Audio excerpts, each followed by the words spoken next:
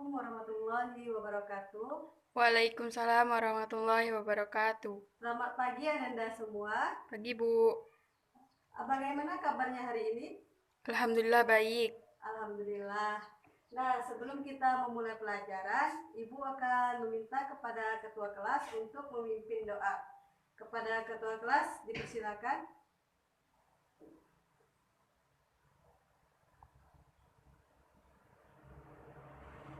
Selanjutnya itu Ibu akan mengambil absen. Nah, di sini siapa yang tidak hadir? Oh iya, Ibu sebutkan satu-satu ya.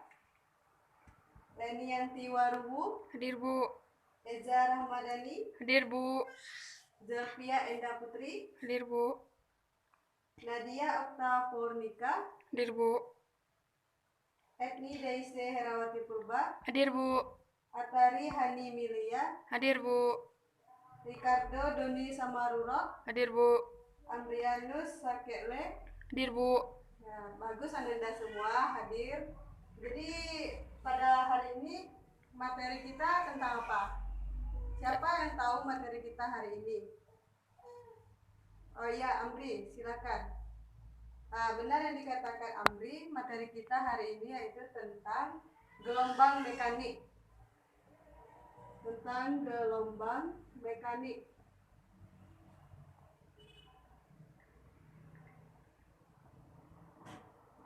Nah, materi kita hari ini yaitu tentang gelombang mekanik. Nah, di mana di sini tujuan dari pembelajaran ini yaitu supaya Ananda semua mengetahui apa itu gelombang mekanik dan bagaimana karakteristik dari gelombang transversal dan gelombang longitudinal.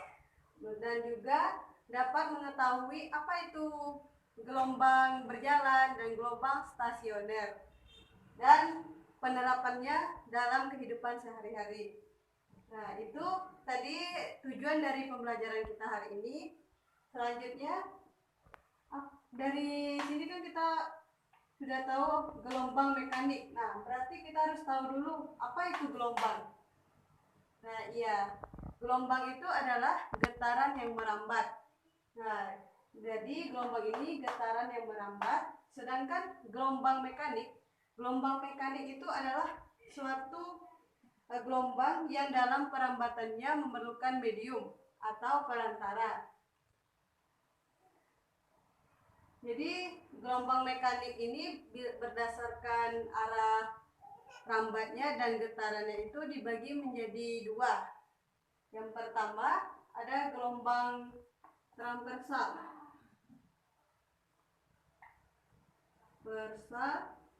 Yang kedua itu ada gelombang longitudinal.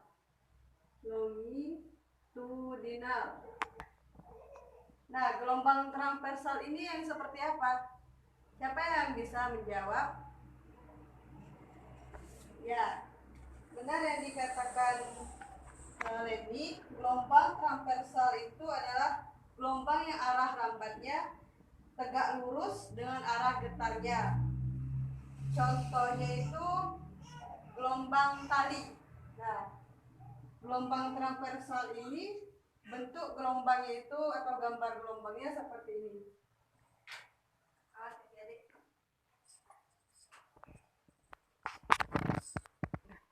Nah, ini adalah gambar dari gelombang transversal. Nah, di sini ada bukit dan lembah. Nah, di gelombang ini kan kita harus mengetahui itu lambda atau panjang gelombang. Nah, Anda di sini tahu mana yang dikatakan panjang gelombang? Nah, iya, panjang gelombang itu dikatakan satu lambda dari satu bukit, satu lembah. Nah, ini yang dikatakan lambda. Lambda di sini adalah panjang gelombang. Nah, panjang gelombang itu satu bukit dan satu lembah. Apabila hanya satu lembah saja, tidak ada bukitnya, berarti itu setengah lambda atau panjangnya setengah. Nah, ini gambar dari gelombang transversal. Selanjutnya itu ada gelombang longitudinal. Nah, gelombang longitudinal ini adalah gelombang yang memiliki arah lambatnya sejajar dengan arah getarnya. Contohnya itu gelombang pada silingki. Iya, pada gelombang silingki. Nah, selanjutnya besaran atau persamaan umum dari gelombang ini. Yang pertama itu ada mengetahui periode. Periode itu besarannya T kecil per N. Nah, di sini T kecil ini adalah waktu. Sedangkan N ini adalah jumlah atau banyaknya gelombang. Dan untuk mencari frekuensi, persamaannya N per T. Bisa juga untuk frekuensi ini kita sederhanakan menjadi F1 per T. Nah, untuk mencari kecepatan gelombang itu kita bisa menggunakan persamaan P sama dengan lambda kali F, atau bisa kita sederhanakan juga P sama dengan lambda per T. Nah, di sini Ananda sudah tahu semuanya besaran ini, apa yang dimaksud dengan F, apa ini T, apa itu lambda. Ya, belum tahu Ananda. Ya, Ibu akan menjelaskan. F ini adalah frekuensi. Nah, di mana frekuensi ini satuannya hertz. Sedangkan T besar ini periode. Periode ini satuannya sekon.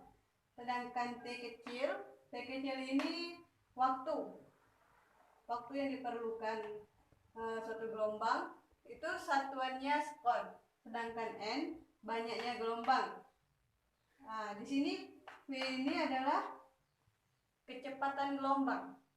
Sedangkan lambda ini panjang gelombang, satuannya meter. Nah, ini F tadi kan udah Ibu bilang apa itu F. F ini frekuensi, sedangkan T ini periode. Untuk Ananda semua, apakah sudah dicatat? Nah, sambil Ibu menerangkan, Ananda sambil juga mencatat ya, supaya nanti tidak tertinggal. Kita lanjut lagi ke bagian gelombang mekanik yang selanjutnya.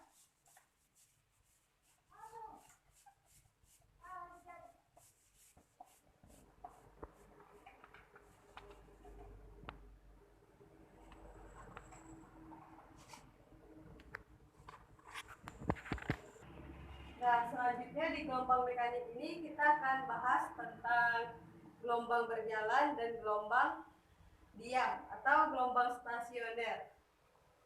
Yang pertama kita bahas dulu apa itu gelombang berjalan. Gelombang berjalan. Nah, gelombang berjalan ini contohnya itu gelombang pada air laut. Nah, di mana jika kita meletakkan suatu benda ke air laut, pasti akan bergerak terus-menerus dan berdasarkan waktu dan posisinya. Benda yang kita letakkan di air laut tadi tidak akan bisa kembali ke titik awal atau posisi awal.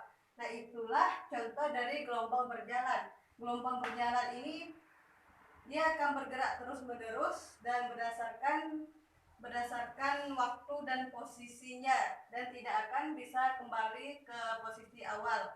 Nah, itulah yang dikatakan gelombang berjalan, di mana gelombang berjalan ini memiliki persamaan Y sama dengan plus minus A sin omega T minus plus KF. Nah, di sini Y ini adalah simpangan, sedangkan A ini amplitudo. Nah, Ananda tahu apa yang dimaksud dengan plus minus ini? Dan yang plus minus yang di dalam kurung. Ya, Atari? Ya, betul dikatakan Atari. Plus minus ini di sini menyatakan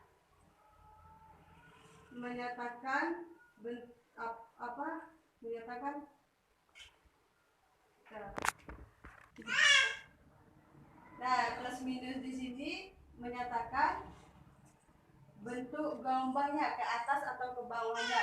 Di sini tanda positif menyatakan gelombangnya dari atas. Gelombang dari atas. Nah, sedangkan tanda negatif ini, negatif gelombang itu dari bawah. Gelombangnya dari bawah. Nah, sedangkan tanda plus minus di dalam kurung ini bukan menyatakan gelombang dari atas atau gelombang dari bawah, tetapi menyatakan arah gelombang itu sendiri. Nah, negatif ini menyatakan arahnya ke kanan. Arah ke kanan. Sedangkan tanda positif arah ke kiri. Sudah paham Ananda apa maksud dari tanda plus minus ini? Nah, sudah paham. Bagus Ananda, kalau sudah paham, Ibu akan melanjutkan. Persamaan ini adalah persamaan gelombang berjalan di mana Y-nya simpangan, sedangkan A itu amplitudo dan omega ini frekuensi sudut, di mana satunya radian per sekon. Sedangkan K itu bilangan gelombang. Sedangkan T waktu dan X ini jaraknya. Nah, Ibu akan mengasih contoh persamaan ini. Misalkan kita buat persamaan Y sama dengan A sin omega T dikurang KX. Nah, di sini bagaimana bentuk gelombangnya? Ya, Ananda ada yang tahu? Ya, bentuk gelombangnya itu seperti ini kan tanda A. A ini positif atau negatif? Tidak ada tanda negatif di depan, berarti A-nya positif. Nah, di mana tanda positif tadi menyatakan bahwa gelombang dari atas. Berarti gelombangnya itu dari atas terlebih dahulu. Atas. Sedangkan negatif ini dalam tanda kurung menyatakan arahnya ke kanan. Berarti gelombangnya itu begini. Dari atas ke bawah. Nah, terus begini. Ini kan arahnya ke kanan. Nah, persamaan ini bentuk gelombangnya seperti ini. Ada paham Anda?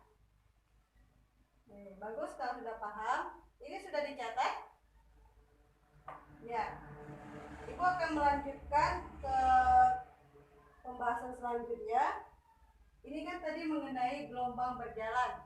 Nah, Ibu sudah mengasih contoh gelombang berjalan itu seperti dalam kehidupan sehari-hari, seperti kita melihat gelombang pada air laut. Nah, itu contoh dari gelombang berjalan. Selanjutnya, kita akan membahas tentang gelombang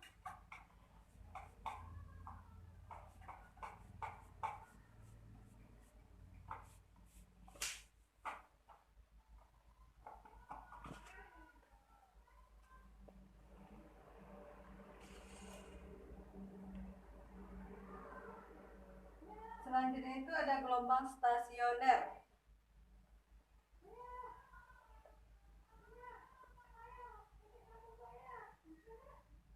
Gelombang stasioner. Nah, apa itu gelombang stasioner? Gelombang stasioner ini adalah gelombang diam.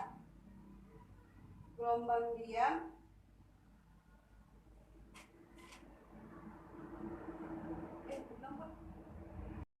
Ingat tadi persamaan dari gelombang berjalan itu Y sama dengan A sin omega T dikurang KX.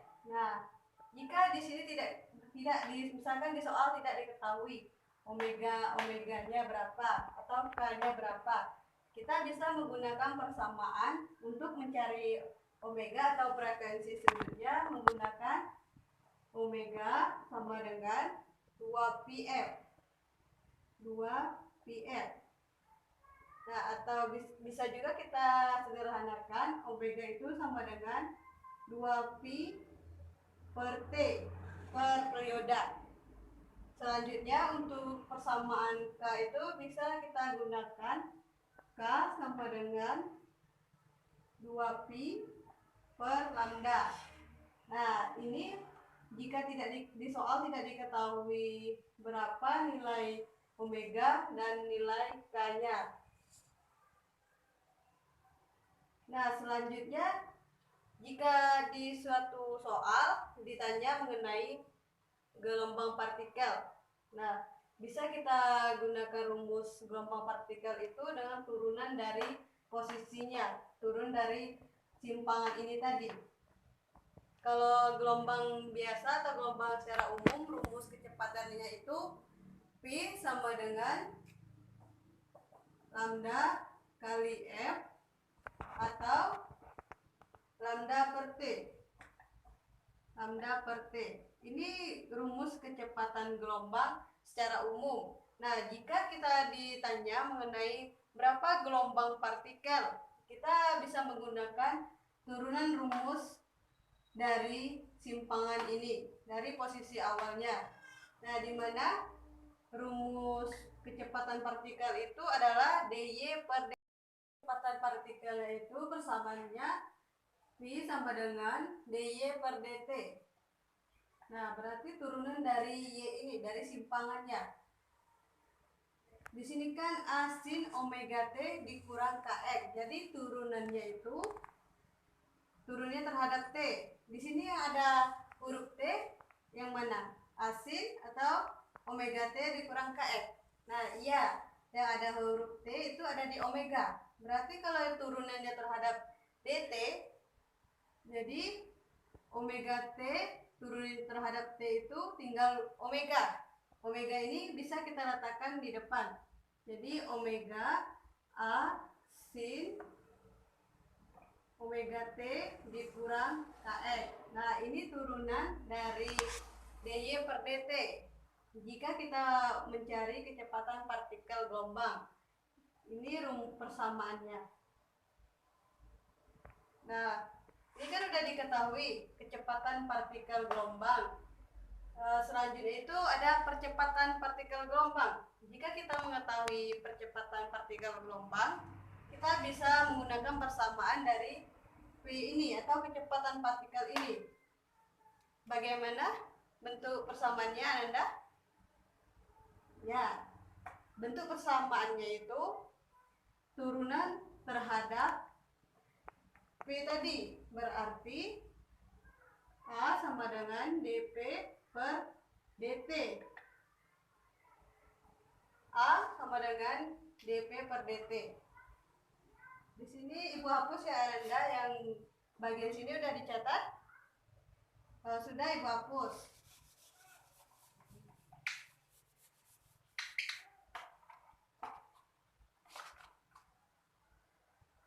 Nah, selanjutnya tadi kan untuk mencari percepatan, di mana percepatan itu lambangnya atau simbolnya A. Nah, jadi untuk mencari percepatannya turunan dari kecepatan partikel. Berarti dP per dt. Nah, di sini turunan terhadap dP per dt. Di sini kan yang ada huruf T hanya di dalam kurung di omega T. Berarti omega kali omega kali A sin omega T dikurang KX. Nah, ini bisa kita sederhanakan. Omega kali omega bisa menjadi omega kuadrat A sin omega T dikurang KX. Nah, sedangkan A sin omega T dikurang KX ini tadi persamaan dari simpangan. Nah, jadi kita sederhanakan lagi menjadi omega kuadrat kali Y atau kali simpangannya. Nah, ini persamaan dari gelombang berjalan. Kita bisa mengetahui simpangannya dan percepatan partikel dan juga ini merupakan kecepatan partikel, sedangkan ini percepatan partikelnya. Nah, selanjutnya itu kita mencari sudut fase atau beda fase.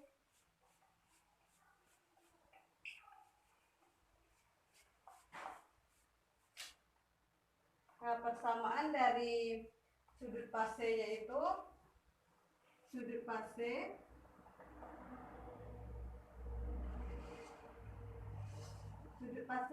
simbol dari sudut fase itu adalah theta, di mana persamaannya omega t dikurang kf. Nah, ini persamaan dari sudut fase. Selanjutnya itu ada fase.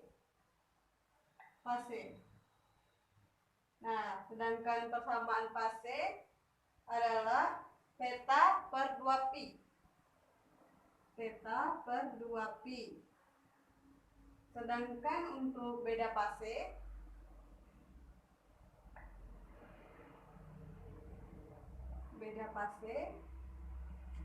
fasenya itu delta x min delta x per lambda.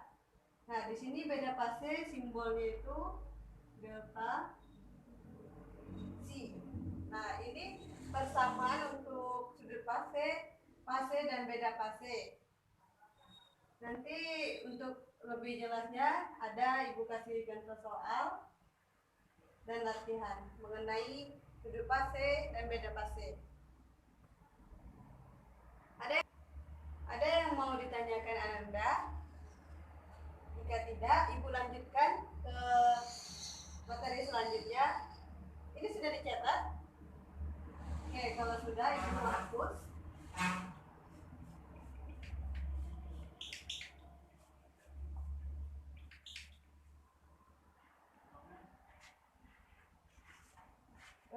Bagian dari gelombang mekanik yang kedua ada gelombang stasioner.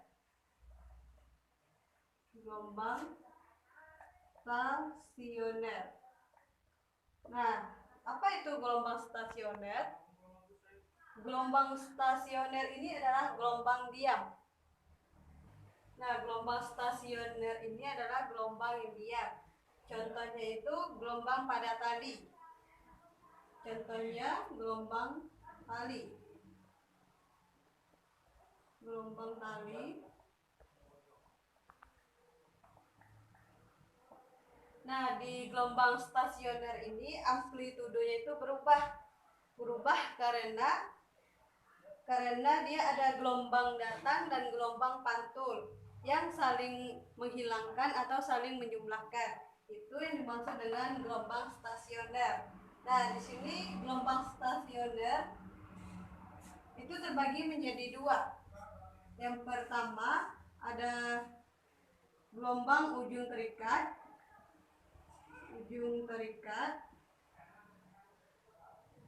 Yang kedua ada ujung bebas. Nah, minggu yang lalu kan Ibu sudah meminta Ananda semua membawa sebuah tali. Nah, coba praktekkan di depan. Tali itu diikat di pintu, lalu Ananda memainkan talinya dari ujung. Nah, bagaimana bentuk gelombang dari tali itu? Ya, bentuk gelombang pada tali itu seperti ini.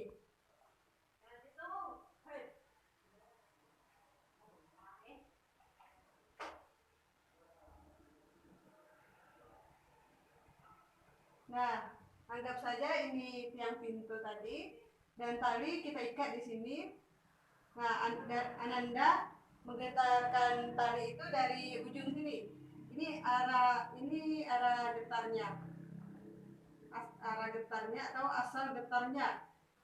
Nah, jika Ananda memainkannya, bagaimana bentuk gelombangnya itu? Pasti naik turun, ya kan? Ya, karena gelombang stasioner ini gelombangnya diam. Dia tetap, walaupun digetarkan, pasti bentuk gelombangnya itu tetap di posisi semula. Beda sama gelombang berjalan tadi. Kalau gelombang berjalan tadi itu gelombangnya kita letakkan suatu benda di air laut, dia tidak akan kembali ke titik atau posisi awal. Dikarenakan dia bergerak terus-menerus mengikuti arus air laut itu. Nah, di sini di gelombang ujung terikat ini ada gelombang datang dan gelombang pantul. Gelombang pantulnya ini Ibu tuliskan dengan titik-titik ini.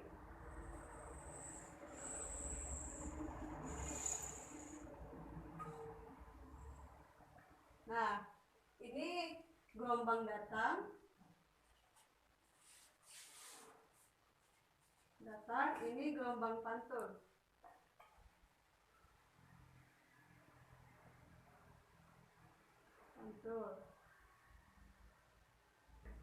Nah, kalau di ujung terikat ada gelombang datang dan gelombang pantul.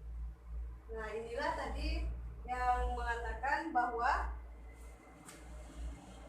amplitudenya itu berubah karena ada dua gelombang, yaitu gelombang datang dan gelombang pantul. Jadi untuk persamaan dari gelombang stasioner yang ujungnya terikat itu sebagai berikut.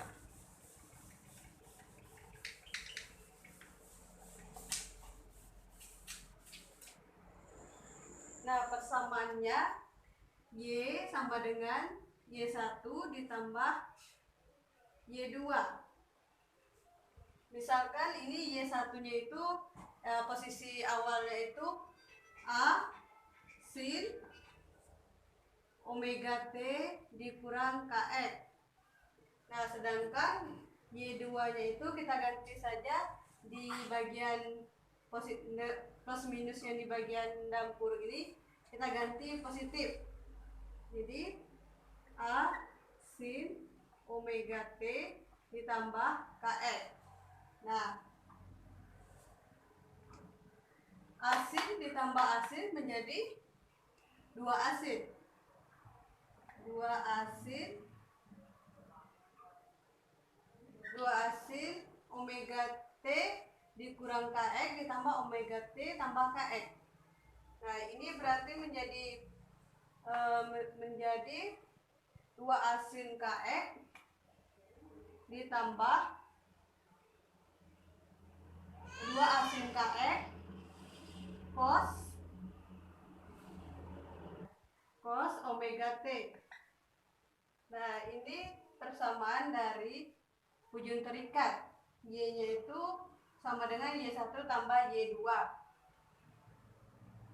Sedangkan nah, di sini kalau di ujung terikat ini memiliki titik simpul dan titik perut, di mana persamaan titik simpulnya sama dengan 2N lambda per 4. Sedangkan titik perutnya itu sama dengan 2N ditambah 1 kali lambda per 4. Nah, ini gelombang stasioner yang ujungnya terikat. Selanjutnya itu kita akan membahas tentang ujungnya yang bebas. Sudah dicatat Anda? Kalau sudah, Ibu hapus lagi ya.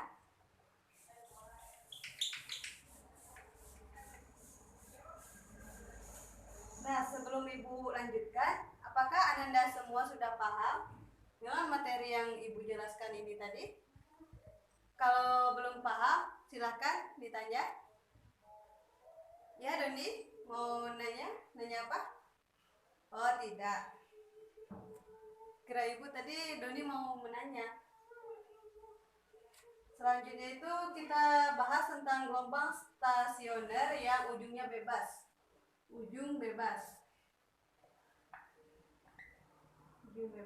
Nah, ujung bebas ini bisa juga Anda peragakan, misalkan memegang tali tadi tetapi tidak diikat. Nah, itu yang dikatakan ujungnya bebas tanpa diikat. Ibu gambarkan untuk gelombangnya itu seperti ini. Nah, ini anggap saja satu bukit, satu lembah, satu bukit, satu lembah. Di sini tidak ada pengikatnya, jadi ujungnya ini bebas. Dan untuk ini gelombang datangnya, datang.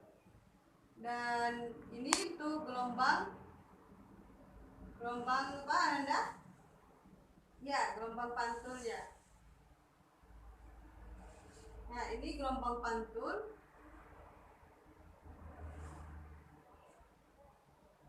Nah, di ujung bebas ini ada yang dikatakan simpul dan perut. Yang mana titik simpul itu Ananda? Ada yang bisa menjawab? Ya, baiklah, Ibu yang akan menjawab. Karena Ananda belum mengetahui apa itu titik simpul dan titik perut. Nah, di sini yang dikatakan perut itu ini. Dari sini yang ujung ini dikatakan perut satu. Nah, ya untuk titik simpul itu sendiri di antara apa ini tadi Anda? Yang titik-titik ini apa tadi Anda? Ya, yang titik-titik ini adalah gelombang pantul tadi. Nah, sedangkan titik simpul itu berada di sini. Nah, ini yang dikatakan titik simpul. Titik simpul. Jadi ini simpul satu, ini perut satu, perut dua di sini, perut dua, dan ini simpul dua, dan begitu seterusnya. Nah, contohnya tadi kan yang ujung bebas seperti tali yang Ananda pegang. Lakukan seperti yang pertama, hanya saja perbedaannya itu yang pertama tadi diikat, ujungnya itu diikat, sedangkan yang ini ujungnya bebas. Bebas di sini berarti tanpa diikat. Nah, itu yang dimaksud dengan ujungnya bebas. Nah, bisa kita gambarkan seperti ini. Ini ada gelombang datang dan gelombang pantul. Gelombang pantulnya itu yang titik-titik. Nah, di sini ada titik perut dan titik simpul. Nah, jadi bisa kita ambil persamaan dari ujung bebas ini sebagai berikut.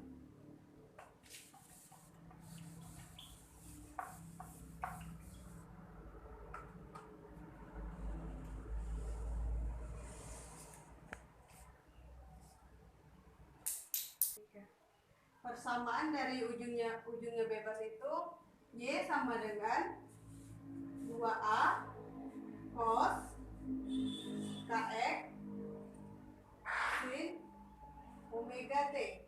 Nah, di mana gelombang yang ujungnya bebas ini kebalikan dari persamaan gelombang yang terikat. Nah, di mana persamaan untuk gelombang terikat tadi kan Y-nya sama dengan 2A sin KX cos omega T. Nah, jadi kebalikannya itu untuk ujungnya bebas. Di mana persamaan ujung bebas Y sama dengan 2A cos KX sin omega T. Nah, di sini kita bisa mengetahui berapa amplitudonya. Untuk amplitudo perubahannya itu sama dengan 2A cos KX. Nah, 2A cos KX ini juga kebalikan dari ujung yang terikat tadi. Di mana ujung terikat tadi itu persamaan untuk amplitudonya 2A sin KX. Nah, jadi punya kebalikannya saja. Mudah kita untuk mengingat persamaan dari gelombang stasioner ini. Hanya kebalikan, kita cukup mengetahui atau tidak usah menghafal. Hanya saja kita ketahui salah satu persamaan. Misalkan mengetahui persamaan dari gelombang stasioner ujungnya terikat. Nah, bisa kita menentukan berapa persamaan ujung bebas. Hanya saja perbedaannya kebalikan dari yang terikat. Nah, untuk titik simpul pada ujung bebas ini, simpulnya sama dengan 2N lambda per 4.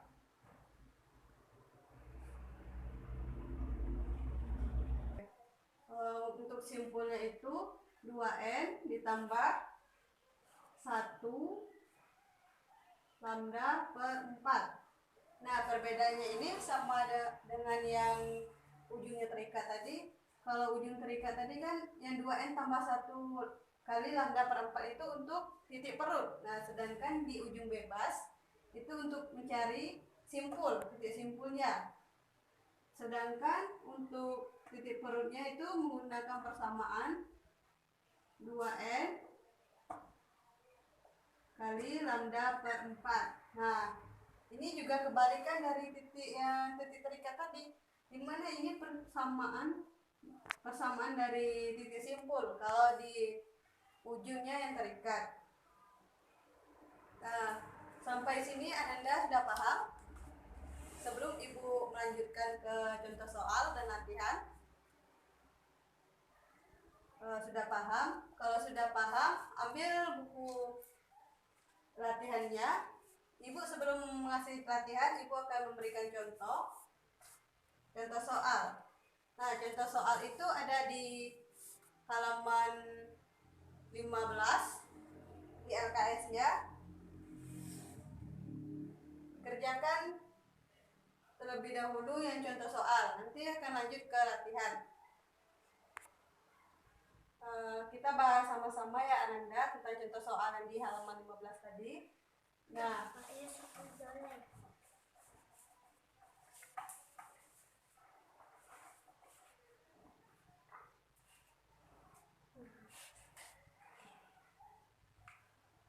di mana di soalnya itu yang diketahui persamaan Y-nya sama dengan 5 sin pi 0,5 T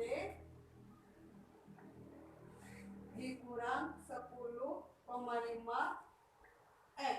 Nah, di sini kan sudah diketahui rumus dari persamaan dari simpangannya. Y sama dengan 5 sin pi 0,5 T dikurang 10,5 X. Selanjutnya itu yang ditanya berapa periodenya atau T, simbolnya T besar. Jadi bisa kita cari dengan menggunakan rumus omega, di mana omega tadi persamaannya itu 2pi per T. Nah, di sini sudah diketahui berapa omeganya. Omeganya itu 0,5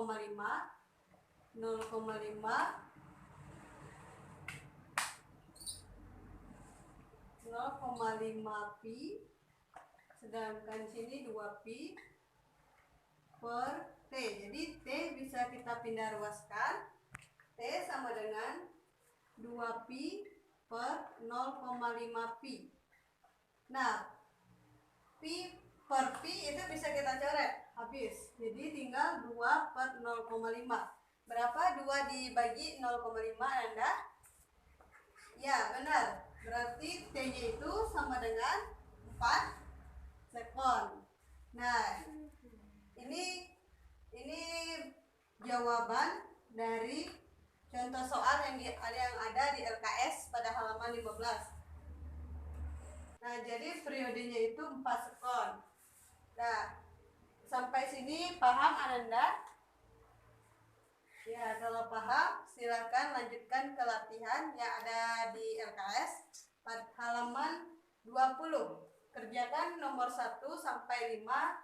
Ibu kasih waktu untuk mengerjakannya sekitar 20 menit. Nah, Ibu bagi waktu 20 menit. Nah, waktunya sudah habis. Silakan dikumpul buku latihannya Ananda. Ibu akan periksa dulu jawaban dari Ananda semua.